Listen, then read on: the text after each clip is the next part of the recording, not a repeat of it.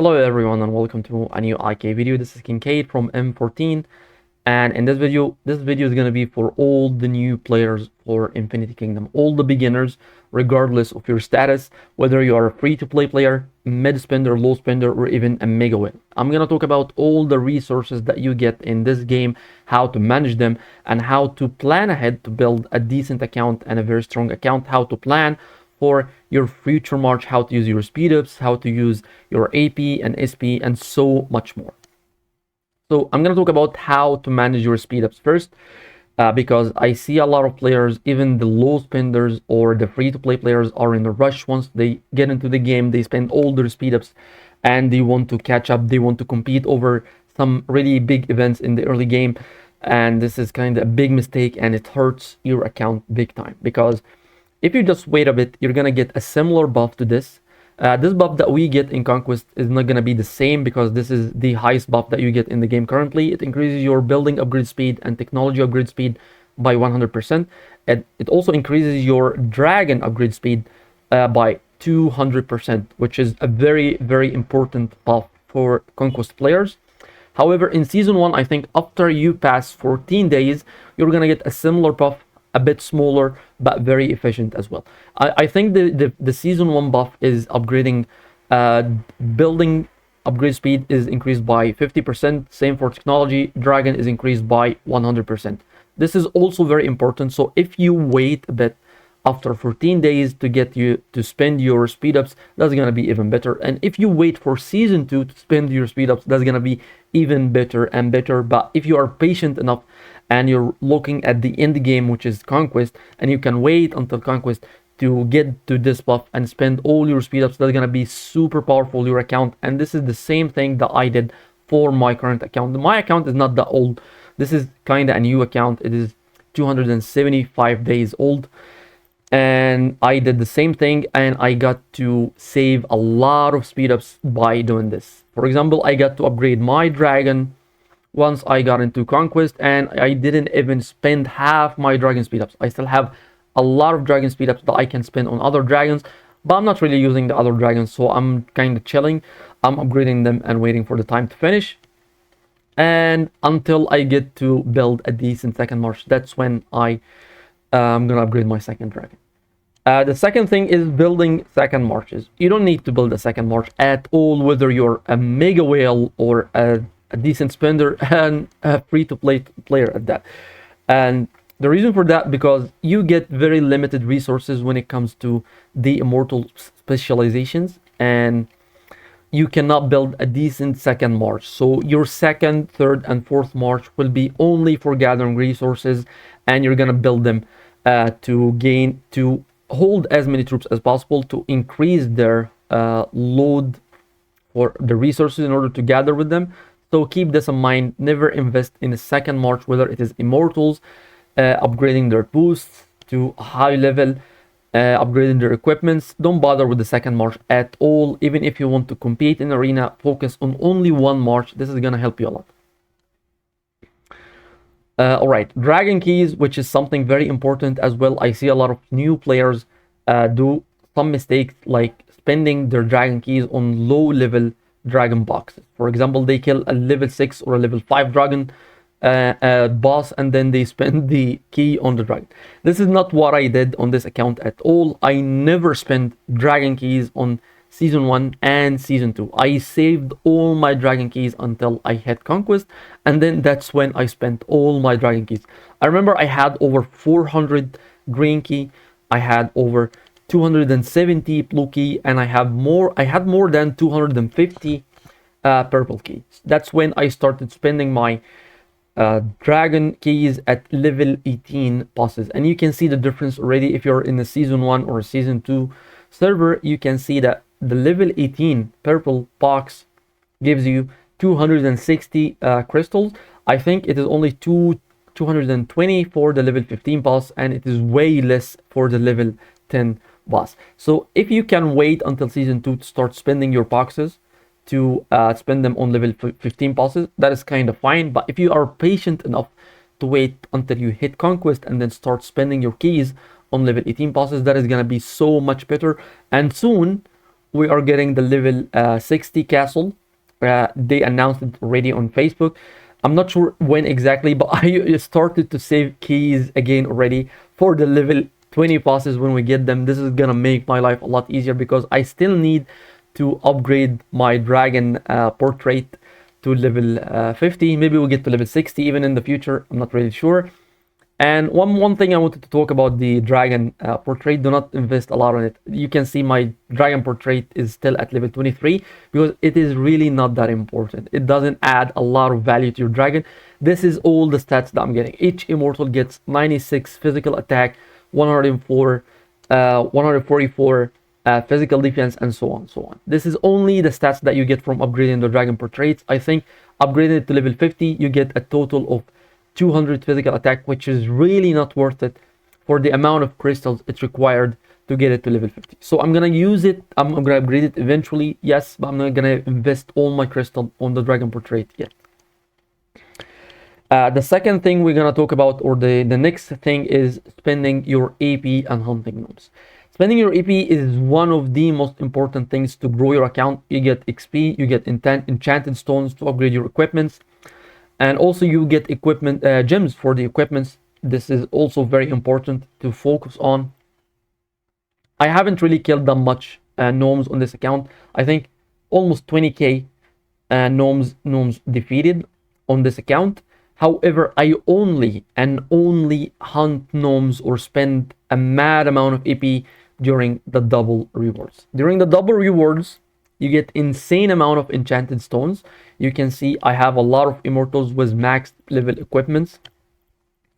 In a new account, this is something very hard to achieve.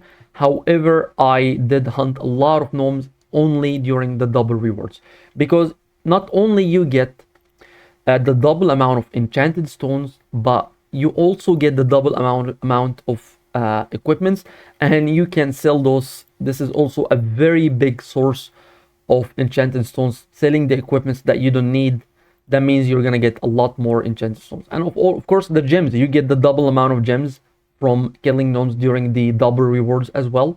So this is also something to keep in mind. Never spend a lot of AP, or never spend your AP pots, to be more specific, normal days. Make sure to save them until the double rewards. Kill as much gnomes as you can in the double rewards event, and if you can wait as well until you reach conquest, this is gonna save you a lot. Because if we take a look at the level 50 gnomes here, you only get 2,300 enchanted stones from each and every mob, and during the double rewards, this is gonna be 4,600. However, the level 55 gnomes gives you 3,500, which means during the double rewards is gonna be 7,000. So from 4,600 to 7,000 from each and every gnome, this is gonna be a lot. And let me tell you, I kill a lot of gnomes during the double rewards. I think my highest score was 1700. I think I killed more. This is not my highest score, but this is one of the days that I killed a lot of gnomes in. 1700 gnomes during the double rewards. Spending your SP is also something very critical that you have to keep in mind, because the EB and SP that you get is something very limited for each and every account, even for the mega whales. So spending your SP, you have to be very smart about it.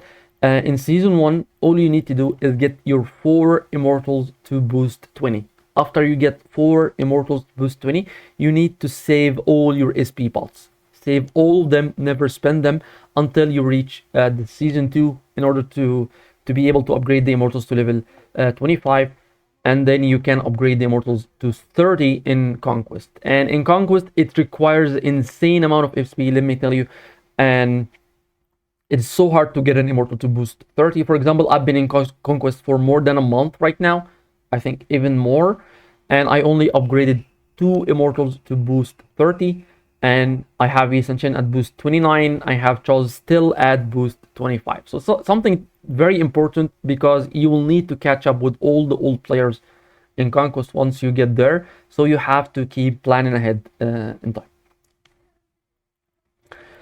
Spending gems on immortals or planning for your future marches. Something that I see as well for the new players is that they decide to play a water march, and then they unlock an immortal such as Attila. And the only way or the easiest way to obtain Attila is through the market, and his shards only appear for gems. You can only purchase his shards with gems. This is a big mistake because the immortal is very useless. So if you're a new player, you don't know which march you're gonna use in the future yet. You don't know which immortal is strong, which immortal is weak, which immortal is useless. You have to refrain from spending gems on immortals at all costs. For example, you can build an immortal such as Emperor. He's free to play immortal. He's one of the easiest immortals to build in the game, and he's also a very useful immortal. And if it turns out that he's not that useful, you can simply reset him and sell his shards in the alchemy lab, and then you will be able to gain the soul crystals one more time to spend on a different immortal. However, if you spend gems on an immortal, you will not be able to get the gems back, and it's going to be so hard to build another immortal if you're a low spender or a free to play player. This is also something to keep in mind, is that when you're hunting gnomes to level up immortals, make sure that your immortals are not at max level. For example, all my immortals at max level right now, but I do have a lot of XP. I do have a lot of XP boosts. You can see I have 50 up to 55,000 right now. This is because I hunt a lot of gnomes with the immortals that are not max level. For example, if I wanted to hunt XP, I will replace one of these 3 immortals. I will only keep Himiko because she is my only damage dealer. And then I will use immortals that are not max level in order to receive XP. Or maybe I will reset Himiko to level 1, start hunting gnomes in a crazy amount, and then Himiko will eventually get to level 55. And of course, we get a 400 XP received from slaying gnomes in Conquest. So this makes our life a lot easier.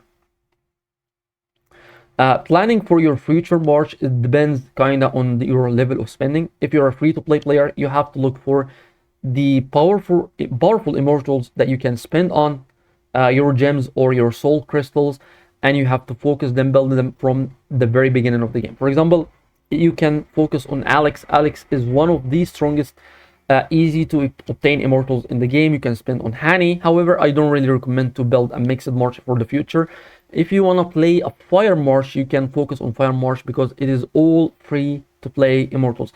However, a general advice, if you're gonna play any march in the game, then I advise you to start building Emperor, because he is one of the easiest immortals to build, one of the most powerful immortals in the game because of the wounds that he applies, and he's also support immortal, so you're gonna have different uses for him. So whichever march you're planning to use, make sure to build Emperor. One more thing to keep in mind is spending your Stardust. Stardust is very crucial to spend on the right immortal because we don't have a reset option for those immortals yet, unfortunately. For example, I remember at the very beginning of the game, I spent on Cleopatra. I upgraded to level 6 because I was very competitive and I had to upgrade it to get sub stats in order to fight some other players.